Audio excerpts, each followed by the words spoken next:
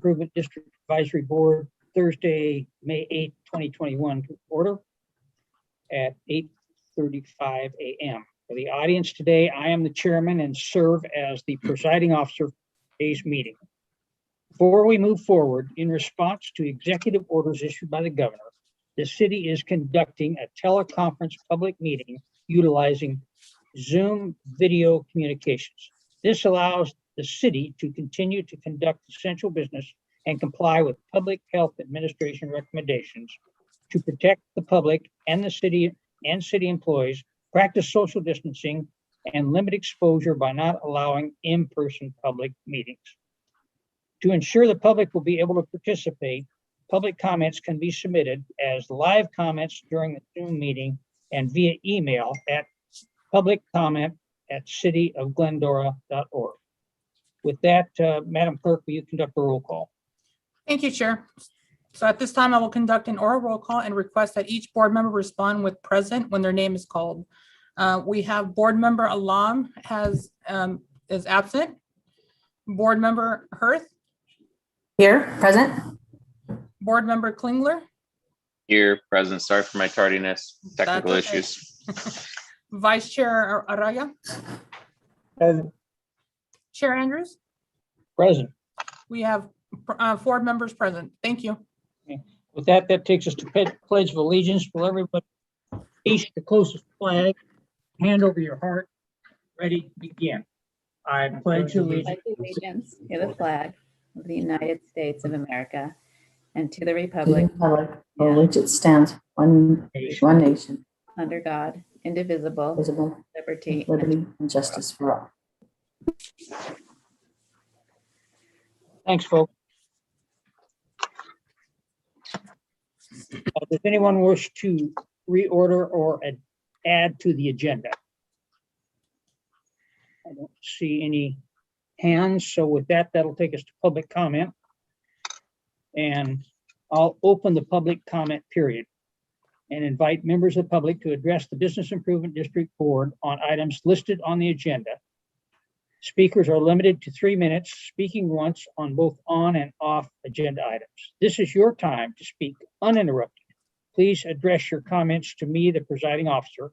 Public comment is limited overall to 30 minutes. If you would like to request to speak, select the raise hand icon in Zoom before the close of the public comment. You will then be called on when your turn is up to speak. And we have apparently one public comment. Is that correct, Lorena? I've received 1 correspondence and has been made part of the record, distributed to the board members and made available to the public and incorporated part of the agenda packet. In addition, I do have 1 correspondence that was received by Board Member Alam that I will read into the record. And right now, I'm not showing anybody in the Zoom meeting that would like to participate, but I'll start with the correspondence first and give a chance if anybody else would like to speak. So, and I will time myself so that way it's 3 minutes exact. So good morning, Valerie. I plan to attend today's meeting, but something came up and can't attend. Sorry. I will be grateful if you could discuss something today regarding parking time limit enforcement in the city parking lots. It is even more important after some of the parking spaces are being used as dining spaces. 1 person periodically does the job, but I strongly recommend to enforce it every day, especially on the weekends. It is unfortunate to notice customer of different stores not finding space, but employees of the city business are occupying the space for most of the day. There may be some effort to reach out to all the employers to bring the point home as well. Thank you, Mahmood. Do we have any other public comment? I am not seeing any additional, and I don't have any other correspondence. With that, I'll close the public comment period. That next takes us to board statements and reports. And I could invite each individual board member to participate, but I would suggest that we hold our comments until we deal with the agenda items. And then we'll have 2 opportunities to comment, one during each agenda item and at the close of business. With that, I noticed that our director, Jeff Klugel, is not on board, so that will take us to special items. And Joe Cena to report. Okay. Okay. Well, thank you very much for allowing me to speak today. For those who don't know, my name is Joe. I'm the president and CEO of the Glendora Chamber of Commerce. Chamber is pretty busy right now. One thing we're doing, our board of directors ballot for the upcoming chamber year starting in July is out, and those votes are due in at the end of the week. There are 11 people running for 9 spaces, so we actually had to go to ballot this year, which was a good thing. This afternoon at 12 o'clock, we're going to have our monthly legislative meeting, which today we're going to have a special presentation from a commissioner of the California Citizens Redistricting Commission, where they redraw our districts for our representatives. So as a chamber member, chamber members are invited to that meeting to listen, voice your opinion, that type of stuff. And then there's a lot of other reports from different different agencies, city, and the chamber. So if you're interested in that, please let me know. We also have our coffee mixer tomorrow, our lunch next Thursday. They're all on Zoom for now. We're looking to do some live again, probably June, July timeframe. So stay tuned for more for that. We also have our Cuisines of the Foothill Restaurant Week coming up May 24th through the 30th. Since we couldn't have an indoor event at the country club, we thought, let's send people to our restaurants. So it's a week long. Different participants will have different, different things going on at their restaurants. We will have prizes you can win and much more. So check it out at cuisinesofthefoothills.com. As of today, the county is in the yellow tier, the only yellow county in all of our area here, which is good. Some of the changes, just to note, bars can now serve inside, which we do have a few in town that have basically been closed for most of the year, with the exception of the last month or so. Restaurants can be 50% with TV and live entertainment allowed outside. Our movie theaters at 50%. Gyms indoor 50% with masks. Offices can now be at 75%. And grocery and retail still at 75%. So not too much change there. Another good thing for businesses, our governor signed AB 80, which there's been a lot of discussion in regards to PPP funds and their tax and paying taxes on those. Businesses will not have to pay taxes on any PPP funds 1 or 2. And some entities will even be able to deduct expenses that they use those funds for. The only time you're not able to do that is you're publicly traded, or you cannot show a 25% decrease in gross profits from the prior year. So, and then also the EIDL funds are not taxable either. So, there are more grants still out for businesses if you're interested. We keep sharing those. I'm starting to get reports on what businesses in town have received funds. I'm kind of surprised at the number of businesses that have tried for the grants, but hopefully that's because they're doing well. So, but with that, if anybody has any questions, I'll conclude there. I have a question for you, Joe. Sure. This is a little bit off topic, but it's with regard to the 401k that we talked about a couple months ago. So I went down that road with Ross, and I haven't heard anything back from him. And I wondered if you knew if they were moving forward with that, because my understanding was they need to find enough businesses that were interested. Yeah, it's a difficult one. I mean, we have a lot of businesses interested. They're all kind of like the ones that want to start one, because pretty soon everybody's going to have something. But it takes several $1 million to start one. And at this point, we just don't have enough businesses to make that amount to start it. So, you know, it's should be soon. I just don't have a timeline on it. It's just a big amount to start it. Like they need several $1 million 401ks that people already have that are moving over. That, or if someone starts one and puts in a lot, but Okay. yeah, they have to kind of bring in other ones. I believe it's 4 million, if I'm not mistaken. Oh, wow. Okay. So I mean, it's a big amount to hit, but Got it. that's why it's still kind of in flux. Okay. My staff's not going to help with that. We're all in our 20s and 30s. Sure, that's what most, you know, all the businesses are going to have that soon. You know, they don't have anywhere near that amount yet. So, yeah. Other questions? No? Okay. Thank you very much. Hey, Joe. Yeah. Am I mistaken, but don't we have National Day of Prayer today? Oh, yeah, I believe that is at City Hall at 12:15. Okay, I just want to make sure. Yeah. Okay. Mhm.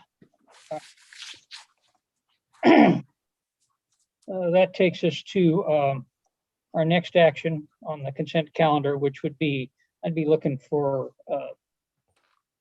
approval of the minutes of last meeting. Do I have a motion? I need somebody to move, and I need a second. I can second. I'll second it. I'll second. Who was the first one? I'm sorry. Jesus moved. I'll move, and I'll second. And I seconded. Jennifer. Yeah. Okay, so I have a motion by Vice Chair Araga and seconded by Commissioner Hurth to approve the consent calendar. So I will now call for oral roll call. Board Member Hurth? Correct. Aye. Yes or no? Yes. Yes. Board Member Klingler? Aye. Vice Chair Arriaga? Yes. Chair Andrews? Yes. Motion carries 4-0. Thank you. Okay, that takes us to our next agenda item, and it has to do with event planning for this year.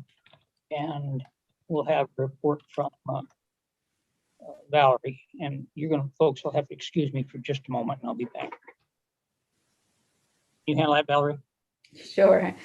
All right. Well, good morning, everyone. So this item is just a little discussion on the board, give you guys an opportunity to talk about the events coming up. We are entering into our event season. Typically, as you know, we've got several events throughout the year. Last year, under the circumstances, there were not any. We haven't had an event since the Wine Walk last March.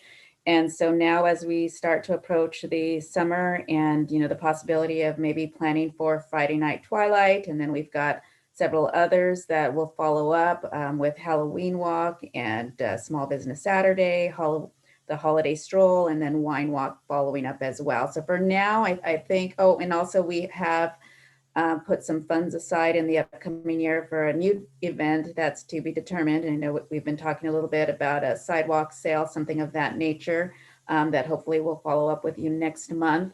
But for right now, I think the discussion is we are still a little uncertain as to what the reopening of the economy is going to be and whether or not there will be any additional guidelines in place, whether that's, you know, wearing a mask or, you know, verification of testing or vaccination. So a little bit still on the unknown, although we do expect things to be returning to somewhat of a new normal.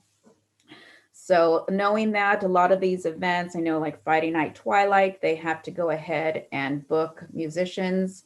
You know, Wine Walks, certainly there's been a discussion about possibility of moving that from March to possibly late September, early October, just to kind of get a jump start and getting traffic back into the village.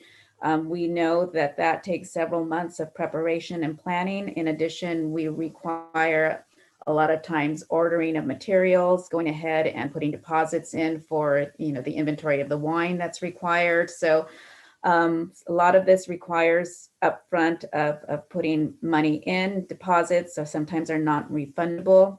So just a little bit about opening this discussion, kind of getting the board's direction as to whether or not we go ahead and start planning for the Friday night twilight. Typically that starts in May. Whether we want to, maybe too early, I'll talk to Michelle. I know she does want to go ahead and take that up this year. She's got someone that's interested in helping her. So just kind of want to get the board's input and direction as far as getting started on some of these events. How you feel, any recommendations you want to give as to whether or not funds can be expended at this time with the possibility of forfeiting them should the economy not open up or restrictions be in place still, or whether to just wait on that. And then also kind of discuss Wine Walk and what your thoughts are and moving that from March to later this year, whether that be late September or early October. So I want to open the discussion to you guys to talk about this and ultimately give us your feedback on how to direct staff as well as the committee members. And then I'm here to answer any questions as well. So with that, I'll return it back to the board. Thank you, Valerie. Well, I need comments from you folks. I'll start off. So from coming off our last meeting and also even on the report, every one of these is budgeted for, number Correct. one. So the funds are there. And I think the thing where things are starting to go at the present moment, yes, I know it's unsure where things are going to end up as the months go by, or weeks for that matter. But I don't see any reason, if we have the volunteers to take on the leads and the organization aspects to pursue that. But as a board, we provide guidance with being cognizant of what it is that we're committing to from a funds perspective. Because I think there may be opportunities that if they're going to commit to buy something, then is there a possibility to cancel it without a penalty, or maybe not do that because it is a whatever it is that they're thinking of, maybe not pursue that particular item for the event because it has a no cancellation policy, and think of something around it so that we can be good stewards of the limited funds that we do have. Mm-hmm. And I think we provide that guidance to those that are leading the events. They can have that in the back of their mind and keep us informed on some of these things so that we just don't throw money away at something. I think that ability exists in some shape or form, as long as we provide that guidance. Just say we just need to be mindful of that. We don't want to throw away your money, really, which is the fees that are assessed and budgeted to ensure that we can use them into the future for something else. Or wait, till the last possible moment to purchase something that is needed. For example, I'll use the wine walk as an example. We typically have tried to purchase the wine ahead of time. Being that it's in March, we've taken advantage of some year-end discounts and additional discounts and buy it in December, and they store it. Well, in a case like that, we perhaps would forego, going after that 10% discount. We know we're going to pay a little bit more than we usually do, but we buy the wine at a, the month before or something along the line, some reasonable amount of time. By that time we know, okay, things are moving on. We're going to pursue this event. So that's my general feeling about that. Comments from anybody else?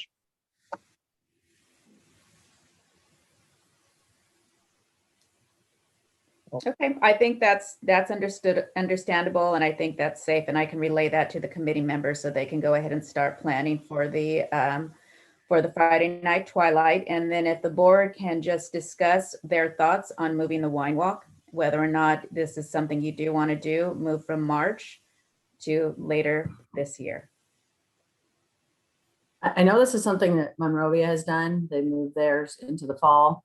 My only question is, then what do we do do we do two? Do we do fall and then do we do it again at the normal time? Or we're just kind of kicking things off this fall, or do we just wait and do it when we know, well, we don't know anything, but when we think that things will be 100% fully open and wait until we do it in the spring? So to answer your question, if we do decide to move it later this year, we don't have a budget to do a second event. So we would not be able to unless we did something on a smaller scale and kind of divided the budget, and that might be something to consider once we start planning. But as of right now, we don't have a budget for 2 events. Okay, my initial thought on that is, and I maybe the Friday night twilight information will shed some more light on that. And I'd like to do something that's going to bring all groups down. You know, I mean, the wine walk is great, but it's obviously an adult event.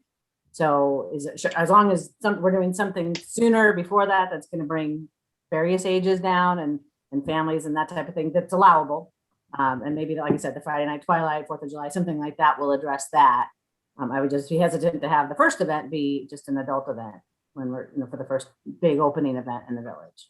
Right. Well, I think we will move forward with the Friday night twilight. So we will have that. And then we'll come back, I think, hopefully, Matt, in June with the plan for an additional event.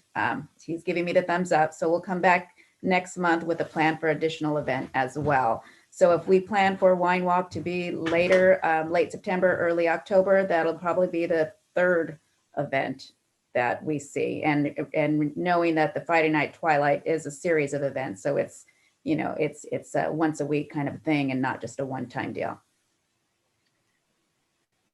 And Can I make a comment? Oh, go on, Matt. Sure.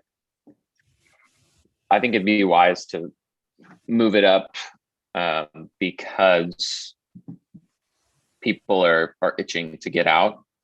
And this would be one of the first events like this. But just like Jesus said, if there's a way we could do it that would de-risk us. So maybe we do all the things we can that are free, planning wise and setup wise, so that if we did have to cancel it, you know, 2 months before, we weren't 50 grand into the event, but instead more like, you know, 5 to 10 grand in, and it wouldn't be such a big loss. But yeah, I think doing it in September would allow us to capture a lot of people that are really eager to go and do something like this, especially with the trend of COVID in the last couple months headed in the direction it's headed in. Right. And also just another thought is if something were to happen when we have to postpone or temporarily cancel it in late September, October, we could also then everything that we've already secured, we can just move it to March at that time and deal with transferring tickets. So, I mean, that's a possibility too. I don't think we would lose too much if we were to plan to go ahead and put this on later this year.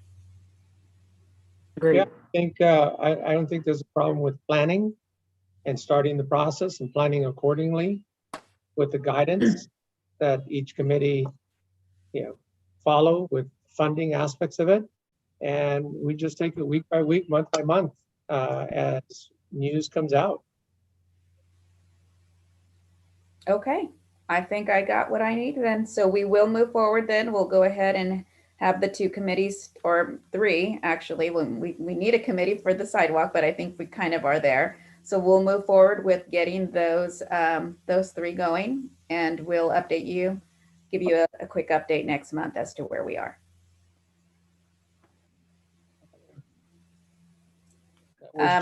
Lorena, do you need a motion to go ahead then? We do. So you want a motion to plan a event for this year? To go ahead and start planning the events that are budgeted for and to move the wine walk from March to the 4th quarter of 2021. Perfect. Okay, so then do I have a motion?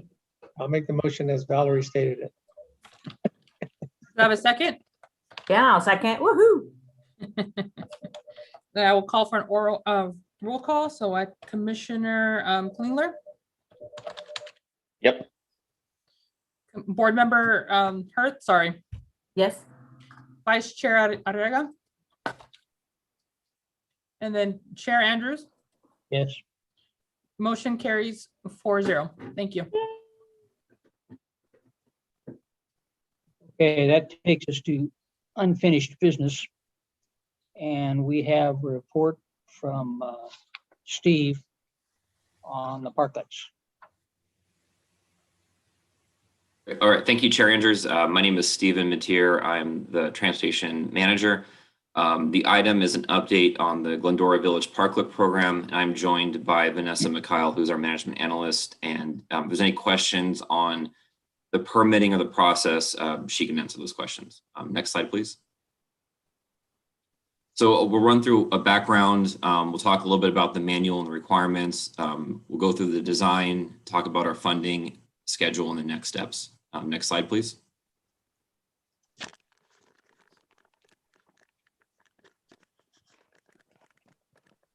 So parklets are an extension of the sidewalk that repurposes parking for other uses. This has been a great partnership between the city and the restaurants and the bid to help keep restaurants open during the closures, as well as to activate the street and to bring hopefully more business into the village. This started really as a temporary response to the pandemic and indoor dining restrictions. However, given the popularity of these, well, as feedback we've received, it would be time to make these parklets that are temporary more permanent and compliant with proper design. Next slide, please. So this is the manual. We send out the manual to each restaurant, and we've through this week we've been speaking with almost every restaurant to run through the manual and the design. What this includes is the application form, our maintenance and indemnity agreement, encroachment permit, a proof of liability insurance. We've asked for a very basic visual representation of what each restaurant plans to do with the parklet, as well as any outdoor dining permit or where applicable, the food and alcohol permit for outdoor sale. Next slide, please. So these are the 7 locations. You can see, I apologize, it might be a little hard to see. There are 7 total throughout the village, ranging at Kara's on the south end up to the Eatery and Red Lounge on the north end. Next slide, please.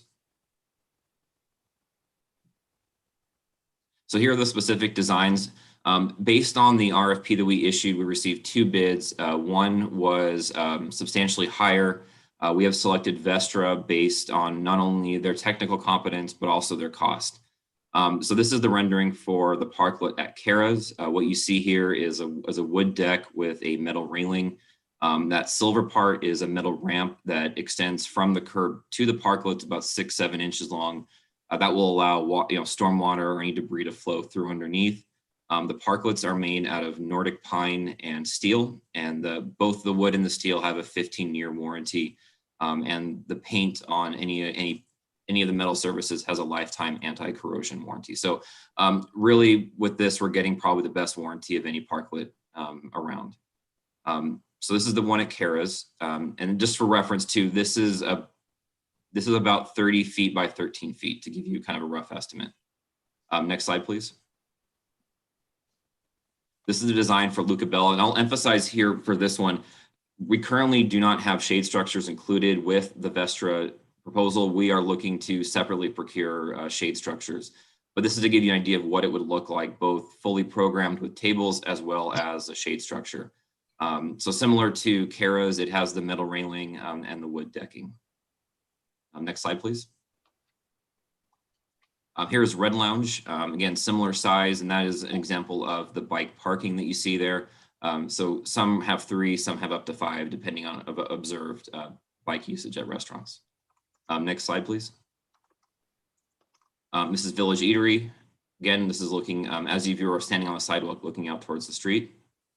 Next slide, please. This is Classic Coffee. Again, this is one of the shared ones, which are larger. And what we did here is it took advantage of the little bit of a longer space to add bike parking facing the street that will hopefully save at least some of the parking potentially on the ends. We're also looking here to divide the space using benches, as you see here, these kind of semicircle benches. Next slide, please. This is also Crust and Crumble and Ed's Place. Again, a longer parklet, and here we're using a planter as a divider. So I'll note too, for these shared ones, each restaurant has an equal space. Next slide, please. Here is Vault and Diplomat's parklet. Again, a much larger one than the others. And again, it uses a planter as a divider, and the space is equal on both sides. Next slide, please. So in terms of funding, council will authorize us an up to amount of $500,000 from Measure M, which is a local sales tax funded by Metro. This is transportation money, and as such, it is devoted to projects which have an active transportation or transportation benefit. That's why you see the bike racks there, and also parklets are an eligible use. The total price from Vestra for the parklets as well as the furniture was $419,617. That does include sales tax. So the total price of the materials itself is a little bit lower, but that's the price out the door. Next slide, please. So in terms of our next steps, we're going to council on May 11th to award a contract to Vestra. We're anticipating construction in August of 2021. I did forget to mention, the nice thing about Vestra is that these are pre-made, so it takes a few hours to install as opposed to weeks or months. The downside, though, is they are manufactured in Europe, and so they are shipped here, hence the longer time when we can actually deploy the permanent structures. Throughout that time, we'll be continuing our parklet application outreach. We're also looking and talking to vendors right now for the shade structure and sale pricing. And lastly, we're working with the San Gabriel Valley Conservation Corps for labor to do the installation. With that, I can take any questions, or Vanessa and I can take questions that the bid board has. Do I see any questions from the board members? Yeah, so Stephen, so that price is just material or, okay, Correct. Yeah, that pays for the wood, the parklet deck itself, the railings, and then the planters and benches that you saw. so then the additional cost of the shades and the labor are going to be, still need to be priced. Yeah, that's correct. Yes. So is that going to still live within the 500,000 limit, or it likely will go up, or could go up? I'm waiting to see what the Conservation Corps can quote us, and same with the shade structures. We're trying to see if we can hopefully live within that $500,000 limit. And if it doesn't, where does those funds come from? We would return to council with a funding plan. Okay. Do you see any other comments? Yeah, Steve, a very good report and very well thought out. This is going to be a real positive thing for downtown. I think with that, I'd be looking for a motion to receive and file. Do I have a motion? I make a motion. Do I have a second? I'll second. So I have a motion by Board Member Hurth, seconded by Vice Chair Arriaga. Is that correct? Yes. So I will call for an oral roll call. Board Member Klingler. He's muted. Yes. Yes. Board Member Hurth, Yes. Vice Chair Arriaga, Yes. Chair Andrews. Yes. Motion carries 4-0 to receive and file. Thank you.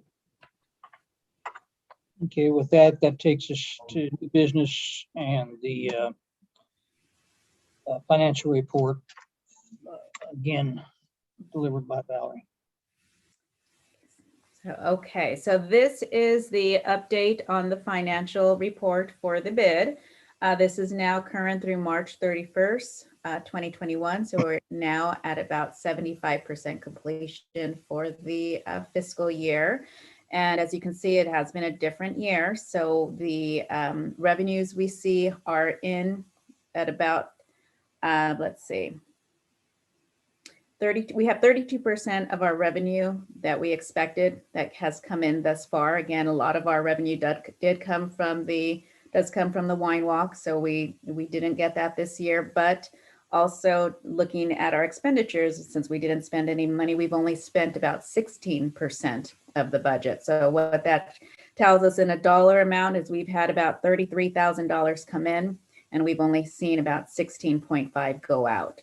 So at that rate, kind of just where we are today, we have $16,000 in revenues that exceed our expenditures. So everything's looking good. You guys should be finishing the year strong, able to go into the next year with a little bit of an addition to your reserve fund balance. But you also have the detail of the expenditures in the second attachment. If you guys have any questions on any of that, please let me know. But other than that, looks like you guys are pretty good financially. So I'll return it to the board for any questions. Are there any questions of board members? Valerie? Well, seeing none, then I would again look for a motion to receive and file. Do I have a motion? I'll make a motion, receive and file. I'll second.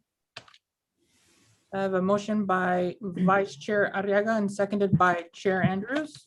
I will call for conduct an oral roll call. Board Member Klingler, Yes. Board Member Hirth, Yes. Vice Chair Arriaga. Yes. Chair Andrews. Yes. Motion carries 4-0. Thank you. Takes us to our next item, which is a report on the Meda Avenue planter landscaping and maintenance. And Steve again will report. Thank you, Chair Andrews, and thank you, Board. Again, my name is Stephen Mateer, the Transportation Manager. The item before you is to allow us to draw down on some of the landscaping funds to pay for planting as well as ongoing watering for the planters that are along Meda Avenue in front of T. Phillips and Forcellis. Next slide, please. Just a little bit of a background. The planters came from a grant that the city received as part of our first last mile demonstration project. You may recall the planters were used as a barrier for the bike lane on Glendora Avenue. Since that has ended, we looked to move those planters up to Meda Avenue to replace the orange K-rails, which I hoped would provide a more aesthetic appeal for Meda Avenue, as well as having the same safety barrier and benefits for diners and people recreating on Meda Avenue. Next slide, please. In terms of the estimate for landscaping, it's a little over $3,000. We selected plants that are low, that are drought tolerant, particularly succulents, as well as a few natives. Monthly watering is estimated to be about $550 per month. I'll note here, one of the things we're looking to do is just use watering for a few months and then looking to have more of a self-watering system, which I can talk more about during Q&A. But essentially, these will be things that, either restaurants or staff can go by and just fill up once a week instead of having, routine watering from our landscaping contractor. Next slide, please. These are some pictures of what we planted. As you can see, we use some rock on the top as well as the plants. I personally think it came out really well. I think it looks much better. The reason why we rushed to get this done is to have it in place for Mother's Day. I know we missed Easter, so we want to make sure we got the next holiday in. Next slide, please. And with that, the item before you is to approve expenditure of landscaping funds for the planting and the monthly watering on Meda Avenue. And with that, I can take any questions. Do I see any questions from the board? So the 3,000 figure. So you're looking for us to approve funds for that? Is correct? Yes. Mm-hmm. And that 3,000 figure is for what again? That paid for the gravel, soil, and the plants. That's already been done, you mean? Yes, correct. Mm-hmm. Okay, so this is essentially a reimbursement for those funds going back to wherever those funds came from? Correct, yes. And therefore, how long do we anticipate doing the, having the watering done? I would think no more than 3 to 4 months. My idea here is that we would use some of the self-watering systems are really simple. You can use like a bottle, or they're even like clay kind of decorative stakes. My thought would be is that as part of the Meda Avenue kind of redesign planning effort we're doing, is having some community engagement where kids can come out and paint them, and that way create some more decoration on Meda Avenue. Okay, so then overall, all in, we're somewhere in the neighborhood of $6,500 or so. The watering is, three. Yeah, I would say about $5,000 to $6,000. That's correct. $6,000. Mhm. The And planting is, Just to bring up the point, we do have $13,000 that already has been budgeted for landscaping, and the contract that our landscape supervisor, and if I'm saying her title wrong, I apologize, but she did save us some money this year. So she only spent a certain amount. And so we do have those funds available that have already been allocated for landscaping. So we're not asking for anything in addition. It's something that already has been budgeted for. We just happen to use. bring context to it, because I thought we were going to have to, we didn't have this budgeted. No, it's been budgeted. It's a savings that we have, so we weren't going to spend it, but we thought it would be a good opportunity to beautify the downtown. And addition, I think too, we wanted to fill in those spaces, make sure that they weren't going to be used for trash receptacles, and we certainly don't want that. So this is something that's very, in addition to being a safety component, it also is aesthetically very pleasing, and we had the money available. Yeah, thank you for that clarification. And sorry about not providing that detail. Do you know about how much, Val? How much? Let me see. Let me look. We did put it in the report, but let me pull it up. 1,900. Okay. So we had 13,000, and right now what we have utilized for the landscaping contribution is 6,900. So we have 6,100 unspent. Now, would that normally go to the stuff that happens maybe during the holidays and stuff too, with the poinsettias and things, or? Yeah, so that 6,900 is part of our contribution that goes towards that. This year they did, I mean, we were spending more in prior years, so that she did get a saving. So this year we didn't use as much. It just depends. Every year they I don't know how often they get a new bid, but we do have a savings this year. So that's what that 6,100 is from. Do you see any other comments? I personally think it's a good idea. We've got the money already committed, and let's spend it. And if I don't see any other comments, I guess I would be looking for a motion on this one to approve the expenditure. Would that be correct? Correct, yes. Okay, with that, I'll make that motion. Do I have a second? I'll second. So I have a motion by Chair Andrews and a second by Vice Chair Arriaga. I will conduct an oral roll call. Board Member Klingler, Yes. Board Member Hirth, Yes. Vice Chair Arriaga. Yes. And Chair Andrews. Yes. Motion carries 4-0. Thank you. Thank you. Okay. Now that takes us to board statements and reports. Do I have any other comments for the good of the cause from any board member? Are we going to talk about Michelle from Not Too Shabby's email that went out this morning? No, that was actually made part of the record. We cannot discuss on that. It's not an item to discuss on the agenda. Does So anyone Can else discuss it? say again? We can put it on the agenda for the next meeting. That seems silly. We can't just have a quick discussion about it. No, It's not agendized. it's not agendized, so we don't have a choice. Yeah, unfortunately, we have to live by those rules. What if I made a closing comment about it? You're welcome to. Okay. Yeah, you're welcome to. Sorry, I don't want to break the rules. Just if there's a specific reason why that makes logical sense, I'm happy to not talk about it. But anyway, so my comment on that would be the ideas that she suggested with relation to like incentivizing people to take an Uber or giving vouchers to people. That all sounds really complicated and like a lot of effort that wouldn't generate the effect that we're hoping to have. And I have a very simple thought that we could implement pretty quickly, which would be just letting people know that there's that parking lot in the back with some signage. Because I think that a lot of people just don't know that that parking lot is right off Vista Meda Avenue. Oops.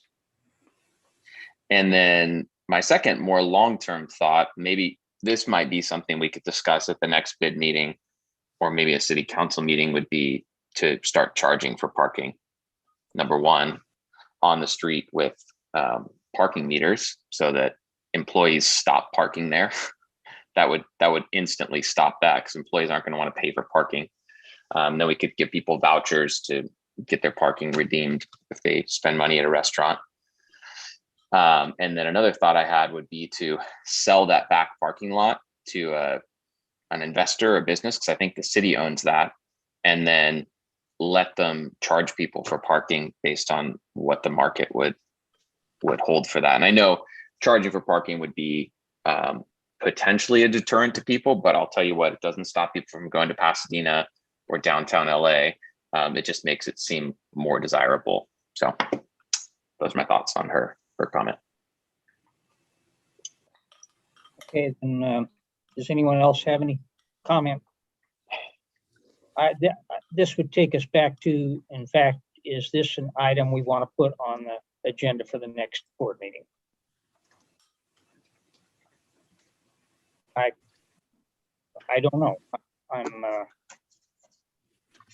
I think it would be okay to at least have the discussion and put it on the agenda so that we address it and see if anything comes out of it. Yeah, I mean, the bid gets its money from a lot of it from the small business owners. So if a small business owner has a concern and it's our job to address it, I think we should definitely address it quickly and make them feel like they're heard, which is why I thought it'd be good to talk about it today. From just that standpoint, I think it's worth putting on the agenda. My only concern when we get to that point, we just have to analyze and discuss it, is we have a small budget and a lot of these things cost money. So, but I'd be open to put it on the agenda for more of an expanded discussion. Yeah, and that's stuff. If we could give the solution to the city and say, hey, city council, this is what we came up with. We feel like this is your responsibility to put up signage, to sell this parking lot to an outside investor. Those bigger things. Valerie, does the city own the parking lot off Vista Bonita? Yes. Okay. The only thing I'd say to all this is that putting it on the agenda is one thing, but then all of a sudden now we cause staff to have to write another report. And I'm not fond of that because I think sometimes we waste valuable staff time. So having said that, maybe Matt, you could put together some thoughts in a report and we'll take it from there. But I am not in favor of constantly wasting valuable staff time. So my question to you guys, would someone like to call a motion to agendize this discussion for the next meeting? Sure, I'll do that. Do we have a second? I'll second. Okay. We'll put that on the agenda for next one. So just so I know for future, when someone makes a public comment, do we not address their comment? Per Brown Act, you cannot unless you put it on the agenda, which is what we just did right now to agendize it so that you guys could bring it up for discussion for the next meeting. Okay, that makes sense. So when someone has a public comment, we just listen to them and then You can decide. make the comments, but you just cannot have full-on discussion with other board members until we agendize it. Got it. Okay, does anyone else have anything for the good of the cause? I will just let you guys know that I did get notified, and this is something that we get notified every year. So we have been notified by the San Gabriel Valley News Group that the downtown Glendora has been voted #1 as the best in the San Gabriel Valley for the 10th year in a row. I don't have a list of all of the individual businesses yet. They typically will forward that to me. Usually we have a ton in Glendora as well as in the downtown village as well. But just congratulations, you guys are still doing a great job and making it a great destination in the San Gabriel Valley. So congrats. Woo-hoo, yay. Yeah, there's a couple of Glendora businesses. We have quite a few, yes. With that, having been said, I'd look for a motion to adjourn. I'll make a motion to adjourn. I'll second. All righty.